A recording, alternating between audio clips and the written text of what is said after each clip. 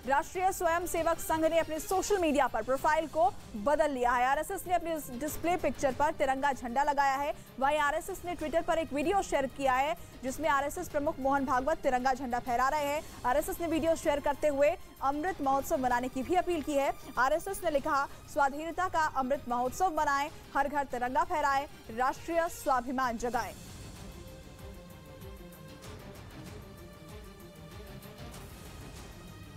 उधर महाराष्ट्र के अलीबाग में समुद्र के बीच में फंसे एक जहाज से 5 लोगों को बचा लिया गया। समुद्र में फंसे लोगों को बचाने के लिए कोस्ट गार्ड के जवानों ने हेलीकॉप्टर से रेस्क्यू ऑपरेशन शुरू किया और जहाज पर फंसे लोगों को सुरक्षित बाहर निकाल लिया। बताया गया कि खराब मौसम की वजह से ये लोग समुद्र में फंसे थे, लेकिन जैसे ही इसकी जानकारी कोस्ट गार्ड के जवानों को मिली, उन्होंने बिना देर किए रेस्क्यू ऑपरेशन शुरू किया।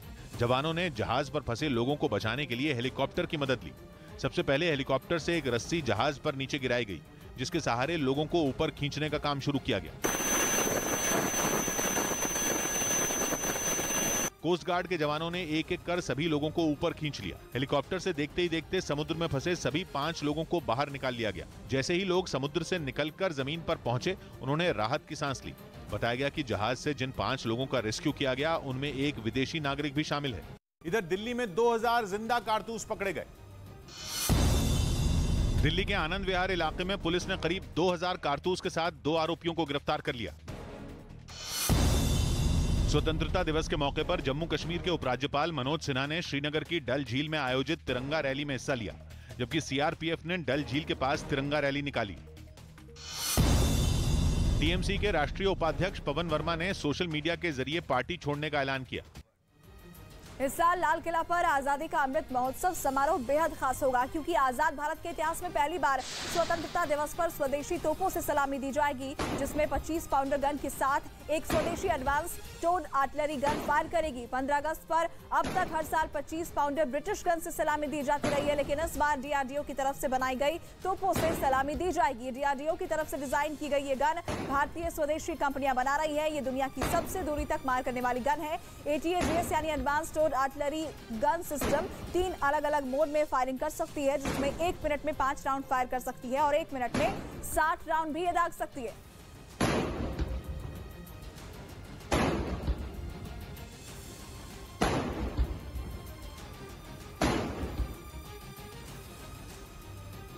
इस बीच महाराष्ट्र के पुणे से हैरान कर देने वाला एक वीडियो सामने आया है, जिसमें भारी बारिश की वजह से आए सैलाब में कई गाड़ियां डूब गईं। बाद में इस घटना का वीडियो सोशल मीडिया पर वायरल हो गया, जिसमें भारी बारिश के बाद शहर के एक पुल के नीचे से पानी सैलाब की तरह बहता दिखा, जबकि कुछ गाड़ियां बाढ़ के पानी में डूबी नजर आईं। बताया गया कि कई लोग वहां पिकनिक मनाने आए थे, लेकिन भारी बारिश की वजह से फंस गए। आसमान से आफत की शक्ल में इतनी बारिश हुई कि वहां मौजूद गाड़ियां पानी में डूब गईं और जो बच गईं उन्हें निकालने में लोगों के पसीने छूट गए। जो वीडियो सामने आया उसमें कई लोग एक सफेद रंग की कार को पानी से बाहर निकालने में जुटे दिखे। कार को बाहर निकालने के लिए उसे रस्सी से बांधा गया था। कुछ लोग रस्सी से कार खींच रहे थे, जबकि कुछ लोग उसे पीछे से धक्का दे रहे थे। बाद में कड़ी मशक्कत के बाद इलाके के लोगों ने एक एक कर पानी में फंसी कारों को बाहर निकाल लिया। इधर सुल्ली डील ऐप मामले में सुप्रीम कोर्ट ने राज्यों से जवाब मांगा। सुप्रीम कोर्ट ने सुली डील्स और बुली बाई ऐप मामले में उत्तर प्रदेश, दिल्ली और महाराष्ट्र सरकार को नोटिस भेजा और 3 हफ्तों में जवाब मांगा। इस मामले में आरोपी ओमकेश्वर ठाकुर ने कोर्ट में यह याचिका दाखिल की थी, जिसमें उसने अपने खिलाफ देश भर में दर्ज एफआईआर को दिल्ली ट्रांसफर करने की मांग की थी। आरोप है कि इन ऐप के जरिए अलग अलग सोशल मीडिया प्लेटफॉर्म से कुछ मुस्लिम समुदाय की महिलाओं की तस्वीरों को चुराकर उनकी बोली लगाई गई। यूपी के बुलंदशहर में सेना की भर्ती के लिए दौड़ लगा रहे एक लड़के को सरकारी बस ने कुचल दिया। महाराष्ट्र के बारामती में एक तेंदुआ दिखने से हड़कंप मच गया, जिसके बाद वन विभाग ने इस तेंदुए की तलाश में कई टीमें बना दी। आज प्रधानमंत्री Narendra Modi Birmingham Commonwealth games के विजेताओं से मिलेंगे। सुबह 11 बजे पीएम अपने आवास पर भारतीय खिलाड़ियों से मुलाकात करेंगे। आपको बता दें कि बर्मिंघम में भारत ने 22 गोल्ड, 16 सिल्वर और 23 ब्रॉन्ज मेडल जीते हैं। पीएम ने खिलाड़ियों के बर्मिंघम रवाना होने से पहले उनसे वीडियो कॉन्फ्रेंसिंग के जरिए बात की थी और उनका हौसला बढ़ाया था। अब एक बार फिर से पीएम मोदी पदक वीरों से मिलकर उन्हें शाबाशी देंगे। सुबह 11 बजे प्रधानमंत्री नरेंद्र मोदी देश के सुरमाओं से मुलाकात करने वाले हैं। उधर जम्मू कश्मीर के कई इलाकों में भारी बारिश ने तबाही मचा दी। लगातार हो रही मूसलाधार बारिश से सांबा में पानी के तेज बहाव में एक कार बह गई। जिसका एक वीडियो भी सामने आया। उसमें एक कार सैलाब के बीचों बीच फंसी दिखाई दी। वहां फंसी कार को निकालने के लिए 2 लोग पानी के तेज बहाव में उतर गए। धीरे धीरे वो दोनों लोग कार की तरफ बढ़ते नजर आए, लेकिन कार उस मटमैले पानी में ऐसी धंस गई थी कि उसे निकाल पाना मुश्किल था। हालांकि उन दोनों ने कार पर लगी मिट्टी को हटाकर उसे बाहर खींचने की कोशिश की, लेकिन कार टस से मस नहीं हुई। घटना की जानकारी मिलने के बाद प्रशासन की एक टीम वहां पहुंची। इसके बाद खुदाई करने वाली मशीन की मदद से उस कार को बाहर निकाला गया। इधर गुजरात के आणंद में हुए सड़क हादसे में 6 लोगों की जान चली गई। गुजरात के आणंद में एक कार, ऑटो रिक्शा और बाइक के बीच टक्कर हुई, जिससे 6 लोगों की मौत हो गई। इस हादसे के बाद पुलिस ने कार के मालिक और एक कांग्रेस विधायक के दामाद केतन को गिरफ्तार कर लिया। 15 अगस्त से पहले जम्मू के कटड़ा में ऑटो ड्राइवरों ने तिरंगा रैली निकाली। यूपी के एटा में पुलिस ने मुठभेड़ के दौरान एक इनामी बदमाश को गिरफ्तार कर लिया। 15 अगस्त से पहले यूपी एटीएस को बड़ी कामयाबी हासिल हुई है। जैश-ए-मोहम्मद और तहरीक-ए-तालिबान से जुड़े आतंकी को यूपी एटीएस ने सहारनपुर से गिरफ्तार किया है। संदिग्ध आतंकी नदीम आत्मघाती हमले की फिराक में था। नुपुर शर्मा भी उसके निशाने पर थी। पकड़े जाने के बाद नदीम ने खुलासा किया कि उसे नुपुर शर्मा की हत्या करने का भी टास्क मिला था। फिलहाल उसे जेल भेज दिया गया है। आतंकी के फोन से पाकिस्तान और अफगानिस्तान के जैश आतंकियों के साथ चैट और वॉइस मैसेजेस भी मिले हैं। आतंकी के करीब दर्जन भर स्लीपर सेल्स के सुराग हाथ लगे हैं। स्लीपर सेल को पकड़ने के लिए यूपी एटीएस रेड्स कर रही है। उसने कई जगहों पर रेकी की, जिसमें कई शहर शामिल थे। उधर आतंकी का देहरादून कनेक्शन भी इस बीच सामने आ गया है। एटीएस देहरादून में इस वक्त छापेमारी कर रही है। इधर दिल्ली से लेकर उत्तर प्रदेश के कई जिलों में बाढ़ का खतरा मंडरा रहा है। दिल्ली में यमुना का जलस्तर बढ़ने से उसके आसपास के निचले इलाकों में रहने वाले लोग दहशत में हैं, जबकि उत्तर प्रदेश के कासगंज में तो हालात काफी खराब दिखाई दिए, जहां लोग अपना घर छोड़कर सुरक्षित जगहों पर जाते नजर आए। नदियों में आए उफान ने लोगों की मुश्किलों को ऐसा बढ़ाया कि उनके पास घर छोड़कर जाने के अलावा दूसरा कोई रास्ता ही नहीं बचा। जैसे जैसे नदियों में कटान बढ़ रहा है, लोगों के घरों में पानी घुसने का खतरा बढ़ता जा रहा है। तो बहुत खतरा में है हमारा गांव में, बच्चों को लेके मैं कहाँ जाऊं। कासगंज में गंगा नदी में उफान की वजह से करीब 40 गांवों पर बाढ़ का खतरा मंडराने लगा है। लोगों को बाढ़ से बचाया जा सके, इसके लिए प्रशासन ने भी पूरी ताकत झोंक दी है। नदी के किनारे बाढ़ बनाई जा रही है ताकि कटान को रोका जा सके। बाराबंकी जिले में भी घाघरा नदी में जलस्तर बढ़ने से सैकड़ों गांवों पर बाढ़ का खतरा बना हुआ है। लोग बाढ़ बनाकर कटाव से बचने की तैयारी में जुटे हुए हैं, क्योंकि प्रशासन ने लोगों को पहले ही अलर्ट कर दिया है। उत्तर प्रदेश के साथ दिल्ली में भी नदी के किनारे रहने वालों की मुसीबतें बढ़ गई हैं, क्योंकि यमुना का जलस्तर बहुत तेजी से बढ़ रहा है, जिसकी वजह से निचले इलाकों में बाढ़ का खतरा बन गया है। हथनीकुंड बैराज से यमुना में पानी छोड़े जाने के बाद नदी तेजी से उफान पर आ रही है और इसीलिए नदी के किनारे बनी झुग्गी झोपड़ियों में रहने वाले लोगों को प्रशासन लगातार चेतावनी दे रहा है। लोगों को सूचित किया जाता है, यमुना का लेवल बहुत तेजी से बढ़ रहा है, कृपया करके यमुना से दूर रहें। यमुना के तेजी से बढ़ रहे जलस्तर को देखते हुए कई नावों को नदी में पेट्रोलिंग के लिए लगाया गया है। प्रशासन 24 घंटे हालात पर नजर बनाए हुए है ताकि किसी भी तरह के नुकसान से बचा जा सके।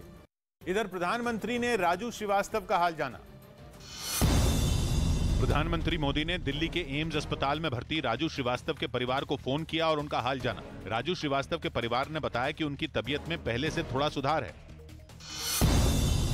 दिल्ली के वजीराबाद इलाके में 10 से ज्यादा बदमाशों पर बाइकों में तोड़फोड़ और कुछ लोगों से मारपीट करने का आरोप लगा। आरोप है कि यूपी के पीलीभीत में एक लड़के ने 40 रुपए नहीं देने पर अपने पिता की हत्या कर दी। इसके बाद पुलिस ने आरोपी को पकड़ लिया। उधर चीन की मोबाइल कंपनियों पर जर्मनी में बहुत बड़ी कानूनी मार पड़ी है। स्मार्टफोन बनाने वाली चीन की कंपनियां ओप्पो और वन प्लस अब जर्मनी में अपने 5G फोन नहीं बेच पाएंगी, जिसकी वजह से इन कंपनियों को बहुत बड़ा झटका लगना तय है। भारत और अमेरिका समेत दुनिया के कई मुल्क पहले ही इन कंपनियों पर मनी लॉन्ड्रिंग के आरोप लगा चुके हैं। बहुत से देशों में तो चीन की इन कंपनियों पर डेटा चोरी के आरोप भी लगे हैं, लेकिन जर्मनी में मामला कुछ ऐसा फंसा कि न तो मनी लॉन्ड्रिंग का आरोप लगा और न ही डेटा चोरी का। फिर भी दोनों कंपनियों पर जर्मनी में बैन लगा दिया गया। चीन की ये दोनों कंपनियां ऐसे विवाद में फंसी हैं जिसका असर केवल जर्मनी ही नहीं बल्कि पूरे यूरोप में हो सकता है। दावा यह किया जा रहा है कि अगर बात आगे बढ़ी तो पूरी दुनिया में ओप्पो और वन प्लस के लिए 5G फोन बेचना मुश्किल हो सकता है, क्योंकि मामला कॉपीराइट उल्लंघन से जुड़ा है। और नोकिया ने इन कंपनियों पर उसकी तकनीक चुराने का आरोप लगाया है। नोकिया वही कंपनी है जिसे मोबाइल फोन बनाने वाली दुनिया की सबसे पुरानी कंपनियों में गिना जाता है और 5G से जुड़ी ऐसी कई तकनीक है जिन पर नोकिया पहले ही अपना कॉपीराइट करवा चुका है, जिसका सीधा मतलब यह है कि उस तकनीक को नोकिया की मर्जी के बगैर दूसरी कोई कंपनी इस्तेमाल नहीं कर पाएगी। चीन की दोनों कंपनियों ओप्पो और OnePlus ने अपने 5G फोन को बनाने में ऐसी ही एक तकनीक का इस्तेमाल किया है जिन पर आरोपों के मुताबिक नोकिया का कॉपीराइट है। यही शिकायत लेकर नोकिया ने जर्मनी की एक अदालत का दरवाजा खटखटाया था, जिसने नोकिया की शिकायत को पूरी तरह सही मानते हुए आदेश सुना दिया कि या तो चीन की ये दोनों कंपनियां नोकिया के साथ डील कर ले या फिर जर्मनी में उनके फोन की बिक्री पर बैन लगा दिया जाएगा। लेकिन नोकिया के साथ सौदा करने में ये दोनों ही कंपनियां पूरी तरह नाकाम रहीं। कंपनियों के बीच कोई समझौता हो ही नहीं पाया। दावा यह है कि नोकिया की तरफ से इन कंपनियों को एक समझौते की पेशकश की गई थी कि हर फोन की बिक्री पर ये कंपनियां 2.5 यूरो नोकिया को दें। भारतीय रुपयों में ये 2.5 यूरो करीब 200 रुपए हुए, लेकिन हर फोन की बिक्री पर 200 रुपए खर्च करने से चीन की इन कंपनियों ने इनकार कर दिया, जिसकी सीधी वजह मानी जा रही है चीन की कंपनियों का बिजनेस मॉडल। सुनने में एक 5G स्मार्टफोन पर केवल 200 रुपए का खर्च धंधा बचाने के लिए महंगा नहीं लगता, लेकिन चीन की कंपनियां अपना धंधा कम कीमत पे गैजेट बेचकर ही जमाती हैं। दावा यह है कि जो कंपनी एक फोन पर 200 रुपए की कमाई ही नहीं कर रही, वो 200 रुपए दे भी तो कैसे। लेकिन ये फैसला इन कंपनियों को भारी पड़ सकता है। यूक्रेन ने रूस पर जबरदस्त पलटवार किया है। जंग के बीच यूक्रेन की सेना ने रूसी टैंक पर हमले का वीडियो जारी किया है। वीडियो में यूक्रेनी फौज रूसी टैंक पर ताबड़तोड़ गोले दागती नजर आ रही है और इस हमले में रूस का टैंक पूरी तरह तबाह हो गया है। रूस यूक्रेन जंग से जुड़ी ये तस्वीर आपको दिखा रहे हैं, जहां पर रूस पर यूक्रेन की तरफ से पलटवार किया गया है। रूसी टैंक पर यूक्रेन की सेना ने हमला किया। इस बीच पाकिस्तान अपनी डूबती अर्थव्यवस्था और लगातार खराब होती माली हालत को सुधारने के लिए भारत के आगे सरेंडर करता दिख रहा है। खबर है कि पाकिस्तान के प्रधानमंत्री शहबाज शरीफ भारत से संबंध बेहतर करना चाहते हैं और इसके लिए वो शंघाई कोऑपरेशन ऑर्गेनाइजेशन के मंच को जरिया बनाने में जुट गए हैं। पाकिस्तानी मीडिया ने दावा किया कि शहबाज शरीफ अगले महीने उज्बेकिस्तान में होने वाली SCO की बैठक में प्रधानमंत्री नरेंद्र मोदी से मुलाकात के लिए गिड़गिड़ा रहे हैं। सूत्रों के मुताबिक 28 जुलाई को SCO की विदेश मंत्रियों की बैठक में पाकिस्तान के विदेश मंत्री बिलावल भुट्टो जरदारी ने इसके लिए पहल की थी। हालांकि ये मुलाकात तभी हो सकती है जब PM मोदी करना चाहेंगे, और अगर ऐसा हुआ तो करीब 6 साल बाद दोनों देशों के प्रधानमंत्री एक दूसरे से मिलेंगे। असल में खबर है कि अपने देश को कंगाल होने से बचाने के लिए पाकिस्तान भारत से पुराने गिले शिकवे मिटाना चाहता है, क्योंकि पहले कोरोना संकट और फिर यूक्रेन युद्ध की वजह से कर्ज के बोझ तले दबा पाकिस्तान पाई को मोहताज हो चुका है और भारत के साथ कारोबारी रिश्ते टूटने से पाकिस्तान की जनता भूखे पेट सोने को मजबूर है। लोन माफ करने के लिए पाकिस्तान ने अपने सदाबहार दोस्त चीन से काफी मिन्नतें की, लेकिन शी जिनपिंग ने उसकी एक न सुनी। लिहाजा शहबाज शरीफ चाहते हैं कि वो भारत से संबंध सुधारें, लेकिन उनके हाथ बंधे हुए हैं, क्योंकि पाकिस्तान की राजनीति का आतंकी कनेक्शन इतना मजबूत हो चुका है कि वहां की जनता भले ही भूखों मर जाए, मगर वहां की सरकार आतंकियों का दामन नहीं छोड़ सकती। उसके लिए जम्मू कश्मीर में खूनी जिहाद जारी रखना ज्यादा जरूरी है। जबकि एक अनुमान के मुताबिक अगर पाकिस्तान आतंकवाद का रास्ता छोड़कर भारत के साथ संबंध सुधार ले तो दोनों देशों के बीच हर साल करीब 3,800 करोड़ डॉलर मतलब भारतीय रुपयों में 3 लाख करोड़ से ज्यादा का व्यापार हो सकता है। मतलब ये कि पाकिस्तान के लोग बहुत हद तक कंगाल होने से बच सकते हैं, लेकिन भारत ने आतंक पर लगाम लगाए बगैर पाकिस्तान से किसी भी तरह की बातचीत न करने का फैसला किया। इन संबंधों के बिगड़ने की शुरुआत 2016 में पठानकोट एयरबेस पर हुए आतंकी हमले के बाद हुई थी और 2019 में जम्मू कश्मीर से आर्टिकल 370 हटाए जाने के बाद दोनों देशों के बीच व्यापार बंद हो गया। इस बीच तेजस्वी के पुराने चुनावी वादे पर सियासी संग्राम छिड़ गया। बीजेपी ने बिहार के डिप्टी CM तेजस्वी यादव पर युवाओं को 10 लाख नौकरियां देने के वादे से मुकरने का आरोप लगाया। तो वो कहते हुए नजर आते हैं कि हम मुख्यमंत्री बनेंगे तब नौकरी देंगे। नौकरी के मुद्दे पर हो रही सियासी बयानबाजी के बीच तेजस्वी यादव ने बीजेपी पर पलटवार किया और युवाओं को फिर नौकरी देने का वादा दोहराया। हम लोगों ने जो वादा किया आदरणीय नीतीश कुमार जी के नेतृत्व में इसको हम लोग पूरा करने जा रहे हैं। नीतीश कुमार ने तेजस्वी यादव का समर्थन किया और ज्यादा से ज्यादा लोगों को राज्य में नौकरी देने की बात कही। लखनऊ के हसनगंज इलाके से सनसनीखेज मामला सामने आया है, जहां वन विभाग की एक महिला रेंजर शीला गुप्ता की गला रेतकर हत्या कर दी गई। महिला की हत्या के आरोप में पुलिस ने उसके पति को चाकू के साथ गिरफ्तार किया है। बताया जा रहा है कि वारदात को अंजाम देकर आरोपी पति भागने के फिराक में था, तभी पड़ोसियों ने उसे पकड़कर पुलिस के हवाले कर दिया।